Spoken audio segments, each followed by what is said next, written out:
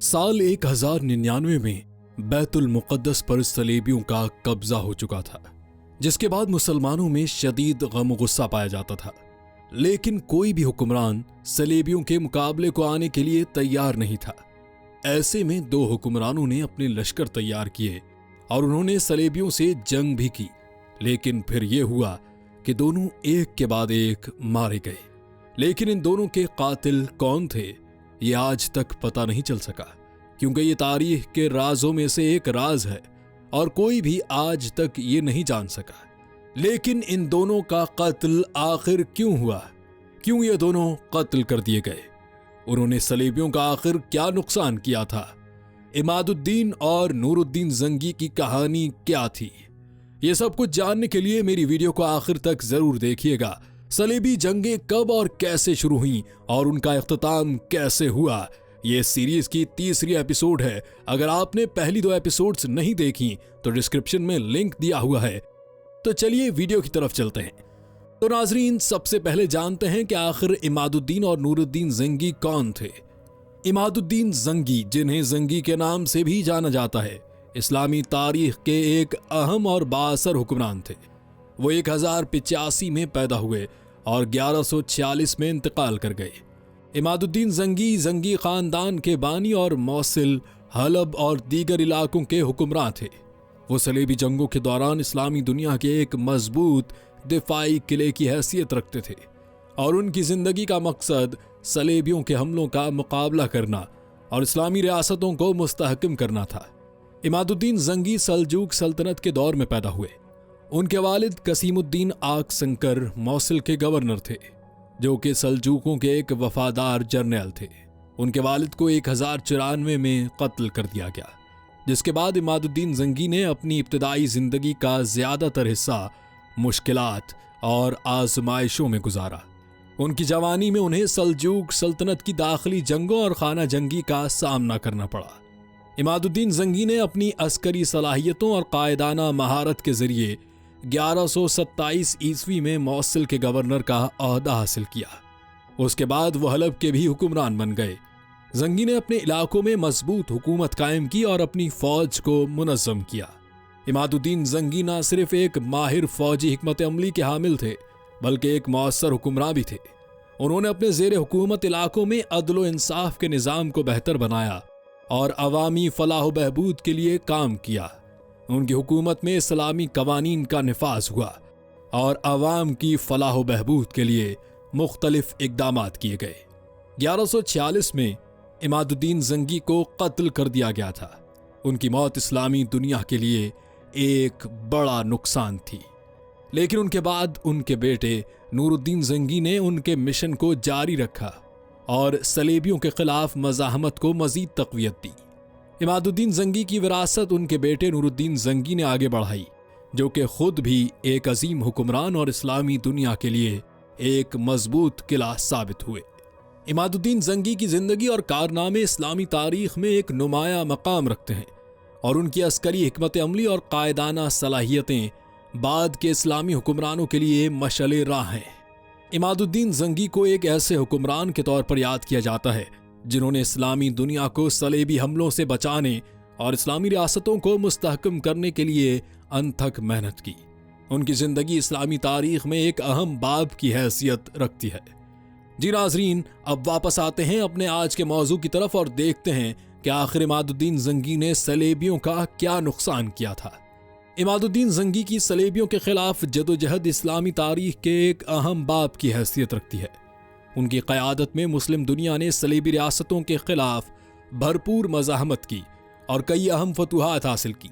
उनकी ज़िंदगी का मकसद सलेबी रियासतों को ख़त्म करना और इस्लामी सरजमीन को उनके कब्ज़े से आज़ाद कराना था। जब पहली सलीबी जंग 1096 से 1099 के बाद यूरोपीय सलेबियों ने मशरिक़ वुस्ता के मुख्तलिफ इलाकों पर कब्जा किया, तो उन्होंने वहां 4 बड़ी सलेबी रियासतें कायम की, जिनमें से एक काउंटी ऑफ अदेसा, नंबर 2 शहजादगी अंताकिया, नंबर 3 काउंटी ऑफ तराबलस, नंबर 4 ममलिकत यरूशलेम। इन रियासतों का क़याम मुसलमानों के लिए एक बड़ा चैलेंज था और इस्लामी दुनिया के लिए ये एक संगीन खतरा था। عماد الدین زنگی نے اس خطرے کو بھانپتے ہوئے صلیبیوں کے خلاف اپنی جنگ کا آغاز کیا۔ عماد الدین زنگی نے اپنی ابتدائی مہمات میں صلیبی ریاستوں کے خلاف اپنی افواج کو منظم کیا اور مختلف علاقوں میں صلیبیوں کے خلاف کامیاب کارروائیاں کی۔ انہوں نے اپنی افواج کو جدید عسکری حکمت عملی کے تحت تیار کیا اور ان میں اسلامی جذبے کو بیدار کیا۔ ان کی پہلی مہمات زیادہ تر حلب اور موصل کے گرد و نواح میں تھیں، جہاں انہوں نے صلیبی افواج کے خلاف چھاپا مار کارروائیاں کی اور ان کے قلعوں پر حملے کیے۔ عماد الدین زنگی کی سب سے بڑی اور اہم کامیابی ادیسہ کی فتح تھی۔ ادیسہ صلیبیوں کی سب سے شمالی ریاست تھی اور ایک اہم دفاعی قلعہ تھا۔ 1144 میں زنگی نے ادیسہ پر حملہ کرنے کا فیصلہ کیا۔ انہوں نے بڑی حکمت عملی کے تحت ادیسہ کا محاصرہ کیا اور شہر کو فتح کر لیا۔ ادیسہ کی فتح نے صلیبیوں کو ایک بڑا دھچکا پہنچایا اور اسلامی دنیا میں عماد الدین زنگی کی شہرت میں بے پناہ اضافہ ہوا۔ ادیسہ کی فتح کے بعد زنگی نے صلیبیوں کے دیگر علاقوں میں بھی کارروائیاں کی، لیکن ادیسہ کی فتح ان کی سب سے بڑی اور یادگار کامیابی تھی۔ اس فتح کے نتیجے میں صلیبی دنیا میں خوف و ہراس پھیل گیا اور یہ واقعہ دوسری صلیبی جنگ 1147 سے 1149 کا باعث بنا۔ ادیسہ کی فتح کے بعد عماد الدین زنگی نے اپنی توجہ انطاکیہ اور طرابلس کی صلیبی ریاستوں کی طرف مبذول کی۔ انہوں نے صلیبی قلعوں پر حملے جاری رکھے اور اسلامی سرزمین کی بازیابی کے لیے کوششیں تیز کر دیں۔ ان کے حملے صلیبی ریاستوں کے لیے مسلسل خطرہ بنے رہے اور انہوں نے صلیبیوں کی فوجی طاقت کو کمزور کرنے میں اہم کردار ادا کیا۔ 1146 میں ادیسہ کی فتح کے 2 سال بعد عماد الدین زنگی کو ایک داخلی سازش کے تحت قتل کر دیا گیا۔ ان کی موت اسلامی دنیا کے لیے ایک بڑا نقصان تھی، لیکن ان کے بعد ان کے بیٹے نور الدین زنگی نے ان کے مشن کو جاری رکھا۔ عماد الدین زنگی کی صلیبیوں کے خلاف جدوجہد نے اسلامی دنیا کو ایک نئی روح دی اور صلیبی ریاستوں کے خلاف مزاحمت کو مضبوط کیا۔ ان کی کامیابیاں صلیبیوں کے لیے ایک بڑی رکاوٹ ثابت ہوئیں اور انہوں نے صلیبی حملوں کو پسپا کرنے میں اہم کردار ادا کیا۔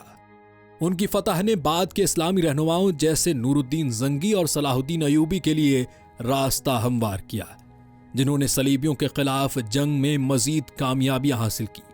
عماد الدین زنگی کی عسکری حکمت عملی اور قیادت نے اسلامی دنیا میں صلیبی جنگوں کے دوران مزاحمت کو مضبوط کیا اور ان کی وراثت آج بھی اسلامی تاریخ میں یاد کی جاتی ہے۔ جی ناظرین، عماد الدین زنگی کو کیوں قتل کیا گیا، اس کی وجہ تو آج تک معلوم نہیں ہو سکی، لیکن آئیے دیکھتے ہیں کہ ان کو کیسے قتل کیا گیا۔